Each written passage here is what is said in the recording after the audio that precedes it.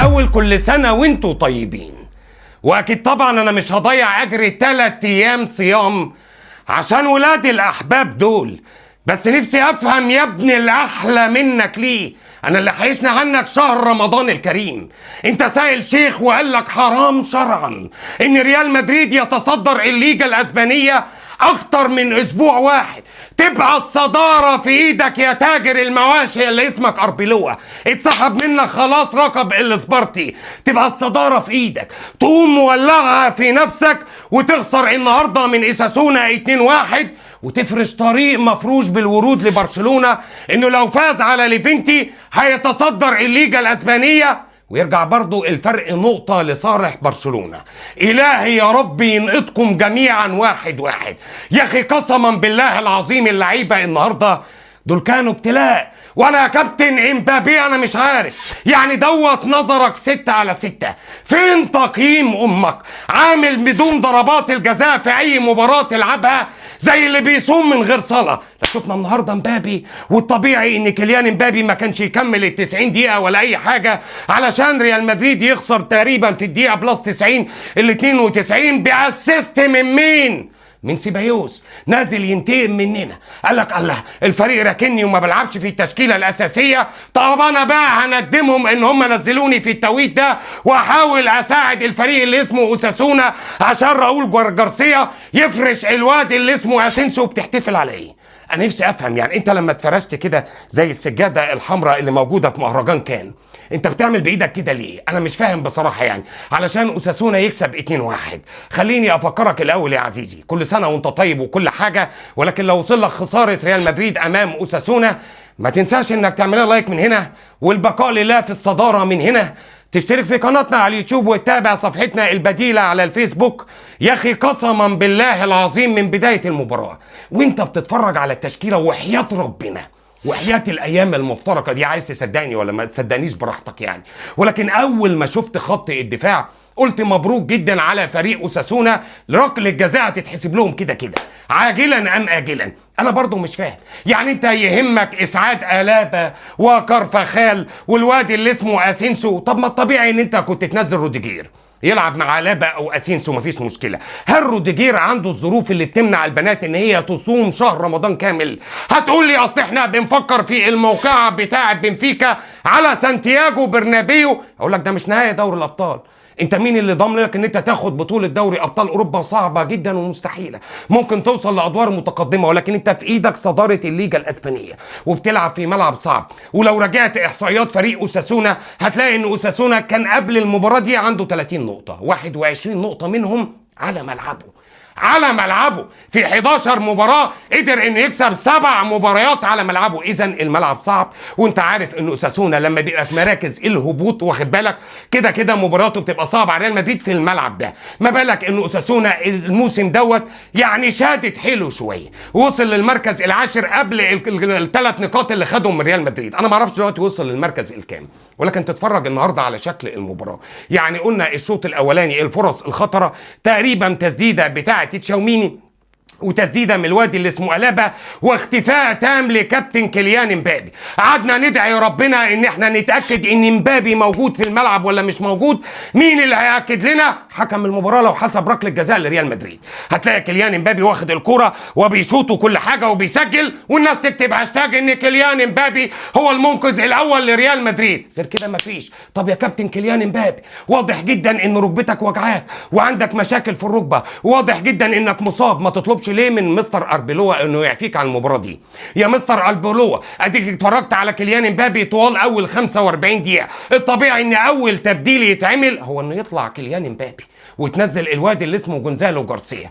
اما الراجل اللي صدره اتملى كله من الشيشه الدخان اللي هو بيشربها، الشيشه التفاح اللي اسمه كارفاخال، شفنا النهارده الانطلاقات بتاعت منوز، منزل لك كارفاخال ناحيه اليمين علشان الراجل يقدم ادوار دفاعيه، ولكن صاحب ال 34 سنه مش قادر يجري، ما تحسش ان في قائد في الملعب ولا اشاره كابتنه ولا اي حاجه. اختفاء تام لمستر كارفاخال. اي نعم الابا ظهر شويه، ولكن صدقني طول ما اللي متغطي بدفاع ريال مدريد في وجود اسينسو والابا عريان وملط ابن ملط. شفنا النهارده المباراه في الشوط الاولاني انت قاعد بتتفرج طب ما هو كده كده الفريق اللي اسمه اوساسونا هيسجل هدف من الرأسية معروفة، لان شفنا النهارده كورتوا بينقذ كورتين، والعرضيات احنا مش عارفين نتعامل معاهم ولا اي حاجة، وشفنا فريق اوساسونا هو الاخطر عشان تيجي لقطة ملهاش اي 30 لازمة. يعني كورتوا لو ما كانش خرج من مرماه كانت ممكن ان الكورة ما تبقاش هجمة خطر على ريال مدريد، او الشمام ابن الشمامة اللي اسمه اسينسو كان حاول انه يطلع كرة ركنية بيلبسنا في ركلة جزاء. بوديمير ده ولا تقريبا اسمه بوديمير، المدرب الكرواتي جاي واخد بالك ومسافر عشان يتفرج عليه، بيسجل الهدف الاولاني. قلنا هنشوف بقى رد فعل من اللعيبه بتاعه ريال مدريد في بدايه الشوط الثاني. تحس وانت بتتفرج على اللعيبه والله العظيم لا فارق لهم صداره، ولا فارق لهم ان هم بيلعبوا من اجل ريال مدريد،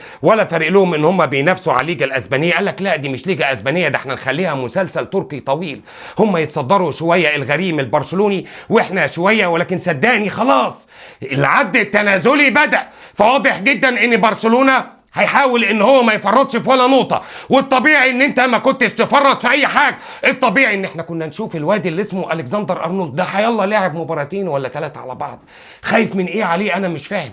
فتنزل الكسندر ارنولد، يتنزله تقريبا في الدقيقه 63، اول تبديل ليك كان في الدقيقه 63، وتطلع كامافينجا وتنزل ابراهيم دياز. وانا عيني ان هو امتى هيطلع كيليان امبابي او هيطلع الواد اللي اسمه اردا جولر، فتقريبا بيطلع اردا جولر وبينزل جونزالو جارسيا نزل في الدقيقه 75، نزل عشان يحضر لهم السحور او يصلي بيهم صلاه التراويح.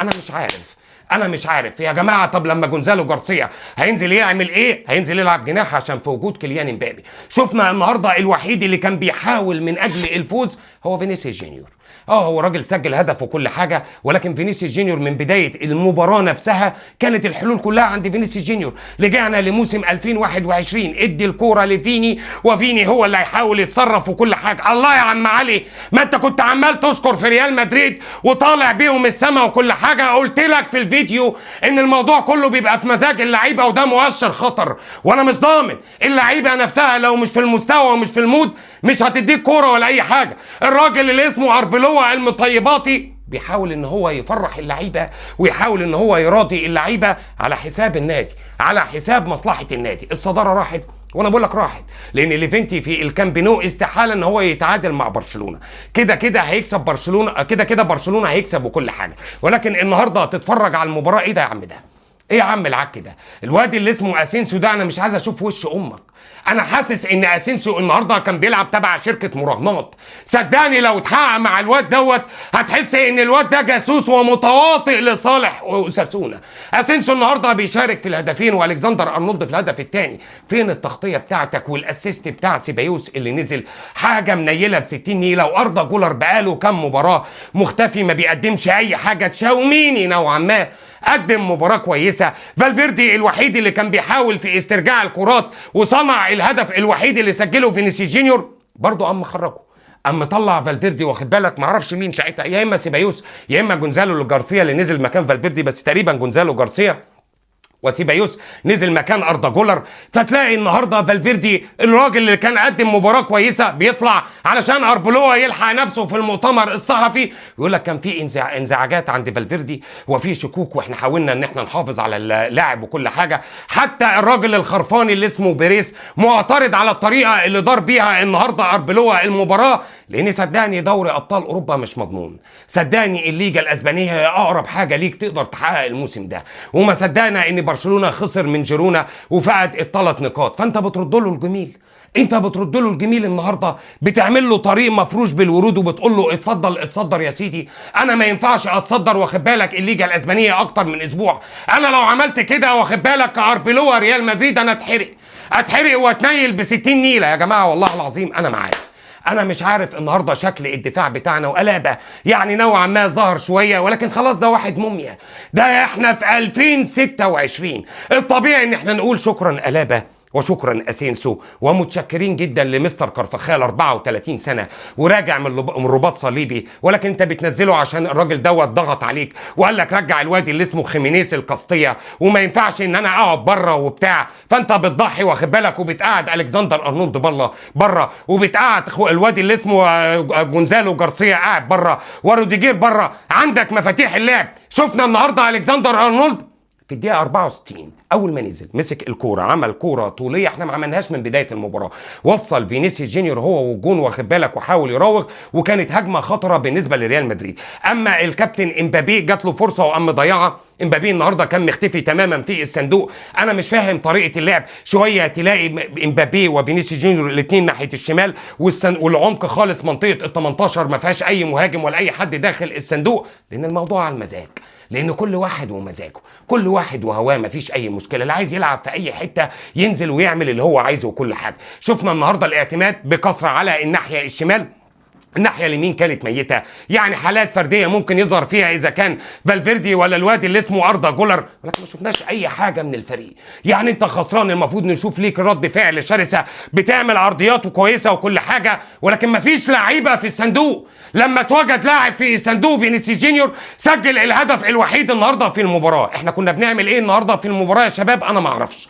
لعيبه معظمها فتره، ما فهمش لعيبه صايمين ولا اي حاجه، ما فيش اي حجج، بتلعب في توقيت كويس جدا والدنيا حلوه معاك وراجع وكسبان، ومعاك نجم الفريق فينيسيوس جونيور مسجل هدف واخد بالك وعامل شغل حلو قدام المباراه بتاعت بنفيكا، والنهارده فينيسيوس بيسجل، ولكن هو واضح جدا، هي المعادله معروفه، في وجود تألق فينيسيوس جونيور لازم يبقى اختفاء امبابي، في تألق امبابي اختفاء فينيسيوس جونيور، الاثنين مع بعض في الملعب مش هيديك كوره هما الاثنين. شفنا النهارده واحد زي امبابي يا جماعه لمساته غلط، يا جماعه قسما بالله تمركزه غلط، يا جماعه فيها ايه لو كنا جبنا لاعب زي جونزالو جارسيا من بدايه الشوط الثاني يقدر ان هو يهدي قلوب الدفاع ويسحب المدافعين ويفرغ مساحات ويحاول انه يدي الاريحيه بالنسبه للاجنحه والاظهره تتقدم ونعمل عليهم واخد بالك ضغط هجومي شرس كما يجب، ولكن امبابي بيتمشى في الملعب، امبابي مش قادر يضغط. شفنا لقطه في الشوط الاولاني والله العظيم فينيسيوس جونيور بيزعق لهم،